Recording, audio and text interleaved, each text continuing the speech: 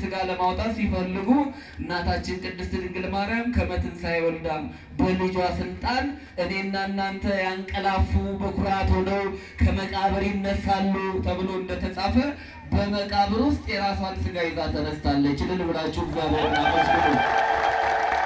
አያችሁ፣ ስለ ትንሣኤ ስንናገር ምንጊዜም ቢሆን ብዙ ሰዎች መንፈስ የሚነሳ ነፍስ ብቻ የምትነሳ ይመስላችኋል። የለበስነው ስጋ ይሄ የፈረሰው የበሰበሰው አካላችን ሕያው ስለሆነ ትንሣኤ ስንል ትንሣኤ ዘጉባኤ ስንል የስጋን መነሳት እያወጅን ነው። እመቤታችን ቅድስት ድንግል ማርያም በራሷ ስጋ ነው ተነስታ በእግዚአብሔር በልጇ ስልጣን ወደ ሰማይ ያረገችው። ከዛ በኋላ አታምኑኝም ብዬ እንጂ እውነቱን ልንገራችሁ መነሳት ብቻ አይደለም፣ ድንግል ማርያም ወደ ላይ አድርጋለች አለ። እልል ብላችሁ እግዚአብሔርን አመስግኑ።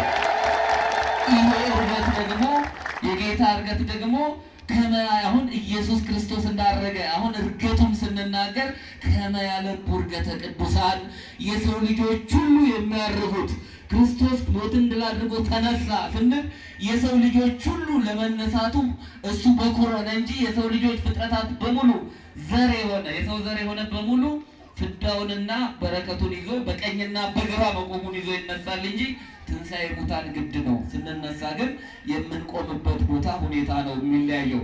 ይህንን ቃል ደግሞ ቅዱሱ ዳዊት በሚገባ አብራርቶ እናገኘዋለን። መቼም የድንግል ማርያም ሱባኤ የድንግል ማርያም በዓልን በአጽንኦት ወደ እሷ ጸሎት ስንማጸን ወደ ልጇ አድርሽልን ለምን ስምሽን የጠራ የሚለው ቃል ዘጸዋ ስመኪ፣ ይሄ ስም መጥራት በሰዓታቱ በቅዳሴው በማህሌቱ ሊቃውንቱን አባቶቻችንን ያጠቃልላል።